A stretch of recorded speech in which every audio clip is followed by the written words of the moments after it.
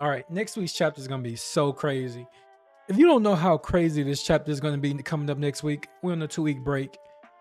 Just picture, you remember World War Z when they're running through that building and they are getting ready to jump and dive for the helicopter to get away from the crazy man-eating zombies? Just picture that and put that into these next coming chapters that are coming up here on in the One Piece world. So right now, what I want to do is I want to travel with you real quick, and we're gonna take this cruise with me. I want you to take this cruise with me because why not? We're reading the manga and watching the anime where the primary source of traveling is by ship on the sea. So let's take this cruise with me. Let's see what's going on in One Piece world. So first, let's go straight to Albath. The emperors are dancing with one another.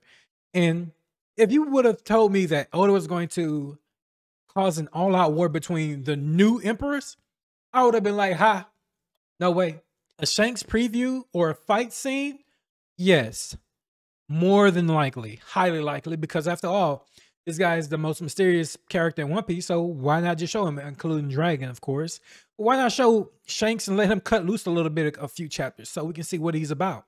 But if you would have told me that Kid was going to go with the Luffy energy straight into Shanks' territory and say, "Yep, I'm coming for you, Shanks," I would be like, "Nah, no way." You talking about you talking about a guy with a 3 billion berry bounty who have not been seen. We know that he's a Conquer Haki user. We have yet to see it. We've seen him use it slightly when he knocked out some of the warriors on Nagashima during the raid. But if you told me that he was going to go and attack Shanks and Elbaf in Shanks' territory, I would have laughed my every last cell in my body out until I disappeared, obliterated, dust. Because right now, if you were to say Shanks, we're going to take Shanks, and then you're going to take a kid who needed Law to defeat a Big Mom versus a Luffy who just needed himself to take out on the Kaido, the real strongest beast. So if you thinking about if you're comparing apples and oranges, there's nothing to really to compare here because Shanks is creme de la creme. We know that he, for a fact, uses Conqueror's Haki, and he's only one of the only few people in the world who can actually deal some type of damage to Kaido. And it's kind of crazy because now you think about it, Kid has one arm. Now Shanks has one arm. Has that been a message? Some of the spoilers read that Ben Beckman actually is the one who took Kid's arm last time. But now, as I read the last chapter, it seems like there was another pirate group who actually was responsible for taking Kid's arm. He didn't even get to see Red Hair Shanks himself. We've this whole time been thinking Shanks is the one who took Kid's arm, and we thought he had this vendetta against Shanks. But he never even got to touch Shanks. He never even got to see Red Hair Shanks himself. So it's kind of intriguing to figure out how Kid is actually going to go about fighting off Shanks's fleet, then actually getting to Shanks. And you got to think about it. How has Luffy done this in the past? How has Luffy been able to accomplish getting to the likes of a Kaido? And number one, he had a Law. So Law actually assisted Luffy getting to Kaido because of his ability, his room ability. So when you think about it, and the strategic advantage of having this samurai on your side, you got an army versus another army, and you're gonna raid on Nagashima. Hey, you guys caused just enough distraction for me to get to Kaido and let me handle up on them. I'm gonna whoop up on Kaido. I'm gonna open up a can of whoop ass on Kaido. So when you think about it like that, you see a kid who's actually invading Shanks' territory with just looks like just him and his crew alone. How's it even possible that we're going to get to see a kid even touch Shanks? There's going to have to be a mass distraction. There has to be at least a few of the ships who actually have the power and the strength to at least slice through Shanks' current army, so that way Kid can get to Shanks and they can have their 1v1. The showdown that we've been watching.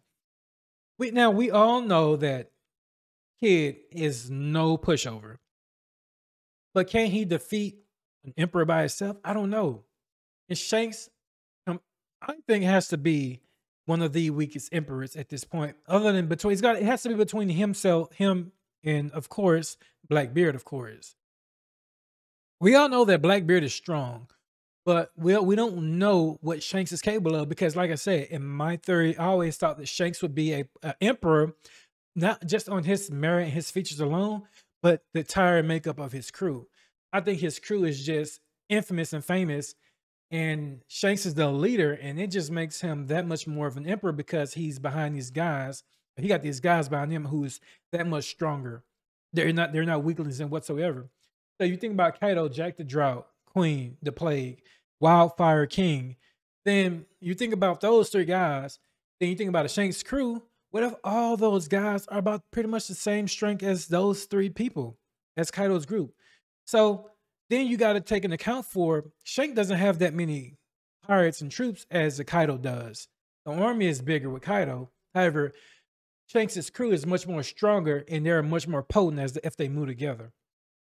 So I think it kind of balanced out at the end. So moving on, let's continue to travel. The battle that's going on behind the scenes. Blackbeard versus Law. This is the first battle that actually kicked off the saga.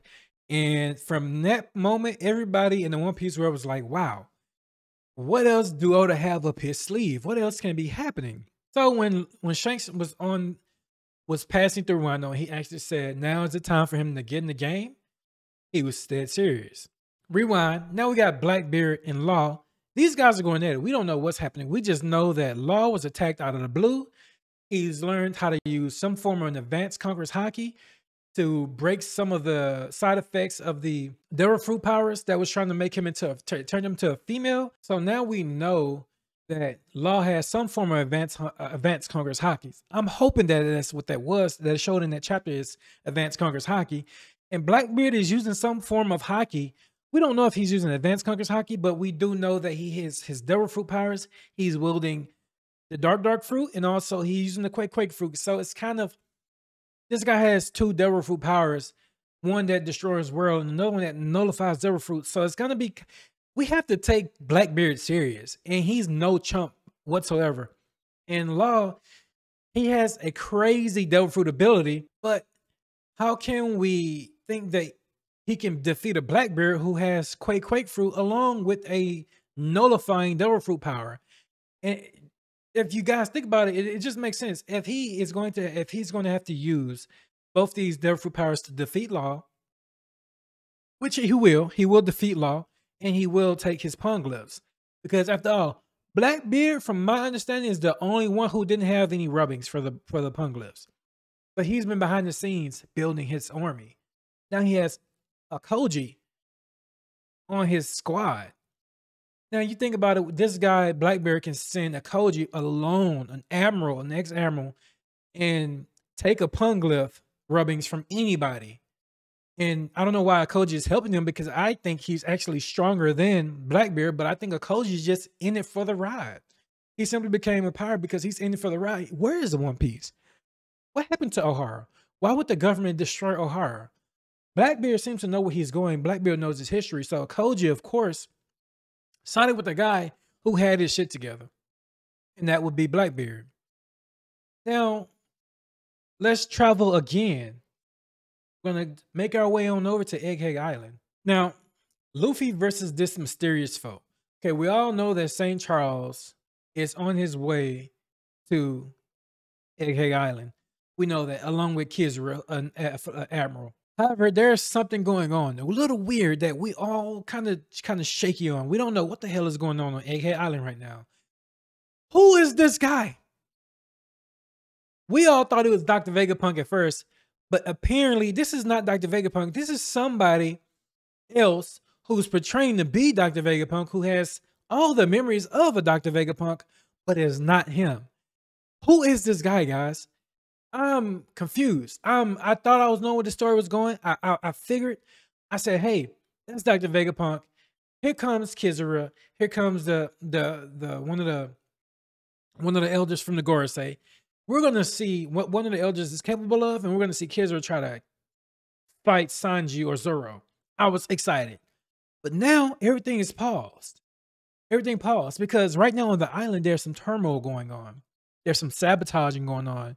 You got Stussy, who popped up out of nowhere, who's actually a clone from the original, who was actually a Rocks pirate. And she's been helping Dr. Vegapunk, who I'm sure he created her to be that double agent inside the government, so she can understand and know when they're coming after him. Or she can tell him when they were coming to kill him, or if anything was going to happen as far as betrayal. So now we got Stussy, a fake Dr. Vegapunk. On top of that, we got somebody in the lab destroying and sabotaging everything. Who could this mysterious foe be?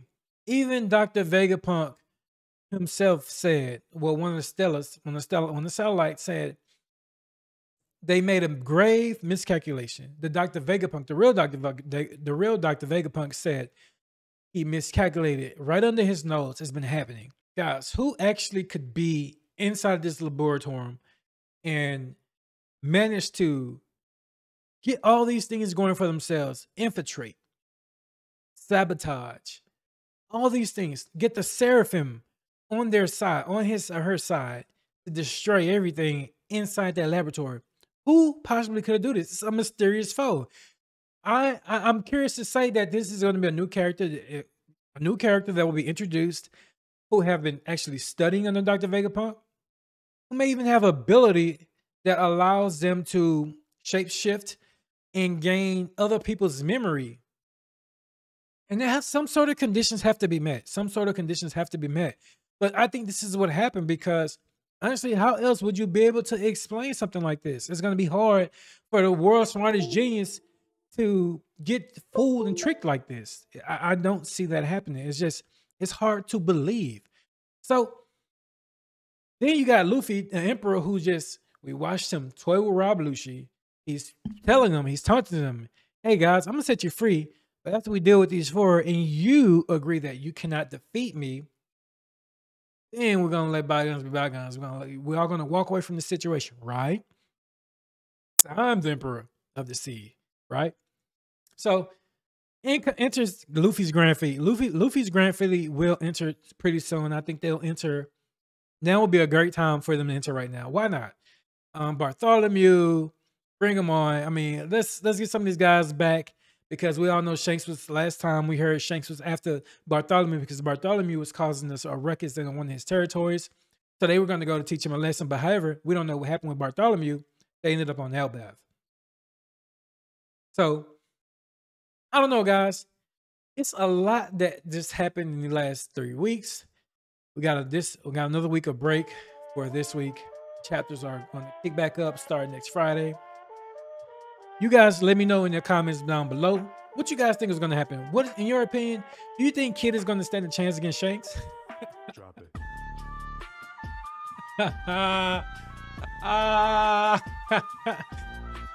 Okay. But what do you think is going to happen with Blackbeard in Law? Do you think Law is going to actually take down the Blackbeard, who actually have all his commanders with him? We don't know if Akoji is on scene or not, but we know Akoji cannot be too far. Do you think that Law has a chance? Guys, just comment down below. Let me know what you guys think. I'm NewLite. Thank you guys for watching. Until next time, I'll see you later. Peace out. Wait. You thought I was finished? You thought I was going to let you leave without asking you to click that like button and subscribe. Click the like button and subscribe for me, guys. What are you scared of? You scared of subscribing? You got to get some of the best content you'll ever see before. I mean, come on. I'm growing, guys. Let's go. Thank you guys for watching again. And make sure you please click that like button and subscribe for me. Until next time, guys, I'll see you later. Peace out.